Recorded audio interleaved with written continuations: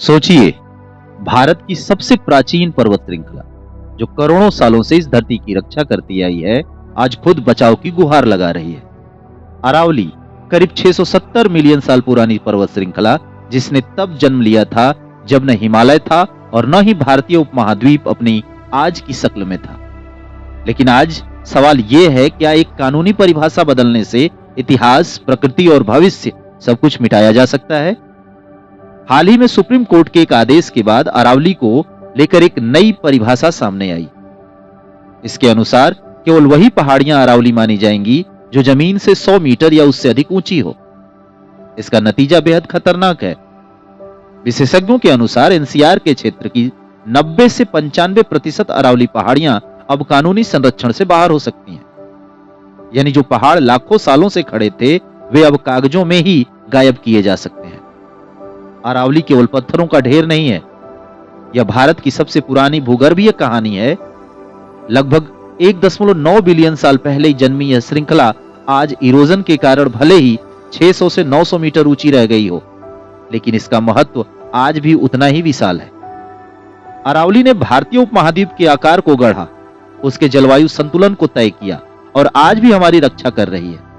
यह पर्वत श्रृंखला मानसून की दिशा को नियंत्रित करती है, सर्दियों में ठंडी हवाओं से उत्तर भारत को बचाती है और थार मरुस्थल के फैलाव को रोकती है। अरावली को यूं ही एनसीआर के फेफड़े नहीं कहा जाता। इसकी हरियाली दिल्ली एनसीआर की जहरीली हवा को काफी हद तक साफ करती है। यही नहीं, अरावली जैव विविधता का एक बड़ा केंद्र है। 20 से अधिक स्तनधारी प्रजातियां, 300 से ज्यादा देसी पौधे और 120 से अधिक पक्षी प्रजातियां इसी पर निर्भर है। लेकिन अब इस जीवन रेखा को धीरे धीरे काटा जा रहा है। आंकड़े चौंकाने वाले हैं। राजस्थान की 128 पहाड़ियों में से 31 पहाड़ियां पूरी तरह गायब हो चुकी हैं। पिछले 50 वर्षों में लगभग 25% अरावली श्रृंखला मानव गतिविधियों से नष्ट हो चुकी है। सिर्फ 2011 से 2017 के बीच अरावली से 98.87 लाख मीट्रिक टन खनिज अवैध रूप से निकाला गया और आज भी 3200 से अधिक स्थानों पर अवैध खनन जारी है। यह सब विकास के नाम पे हो रहा है। असल में यह विकास नहीं बल्कि खुली लूट है। राजनीतिक संरक्षण, विस्फोटकों का इस्तेमाल और रात के अंधेरे में गुप्त परिवहन, पूरा सिस्टम अरावली को निगल रहा है। इस लड़ाई में कानून की रक्षा करने वालों ने भी अपनी जान तक गंवाई है। जुलाई 2022 में हरियाणा के नूह में अवैध खनन के खिलाफ छापेमारी के दौरान डीएसपी सुरेंद्र सिंह को ट्रक ने कुचलकर मार दिया गया। यह कोई अकेली घटना नहीं है। 2021-22 में ही नूह जिले में 200 से ज्यादा एफआईआर अवैध खनन के मामलों में दर्ज हुई। कानून कागज पर मौजूद है।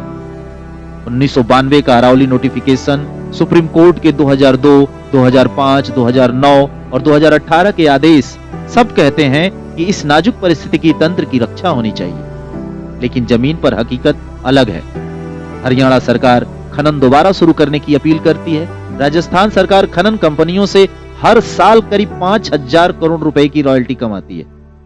यही आर्थिक लालच अरावली के संरक्षण को सबसे बड़ा खतरा बना दिया है। इसका असर अब साफ दिखने लगा है। रेगिस्तान आगे बढ़ रहा है, पानी नीचे जा रहा है, भूजल रिचार्ज की प्राकृतिक प्रक्रिया खनन से टूट रही है। जहां कभी हरियाली थी, आज वहां धूल और सूखा है।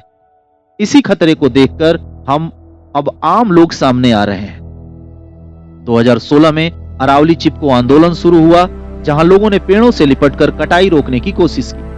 2020 में रक्षाबंधन के दिन लोगों ने अरावली के पेड़ों को राखी बांधकर उनकी रक्षा का संकल्प लिया। फिर भी सवाल वही है, क्या यह काफी है? सच्चाई यह है कि समस्या कानून की नहीं, इच्छा शक्ति की है।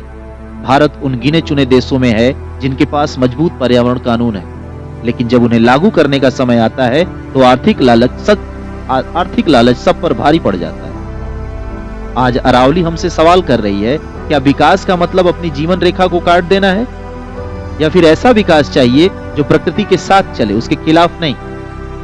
करोड़ों सालों से हमारी जरूरतें पूरा करने वाली अरावली पहाड़ियां आज हमसे संरक्षण की गुहार लगा रही हैं। इस गुहार को अनसुना करना सिर्फ बेवकूफी नहीं, बल्कि आने वाली पीढ़ियों के साथ बेईमानी होगी। अब फैसला हमारे हाथ में है, क्योंकि विकास और पर्यावरण के बीच संतुलन आज नहीं तो कल हमें ही स्थापित करना होगा।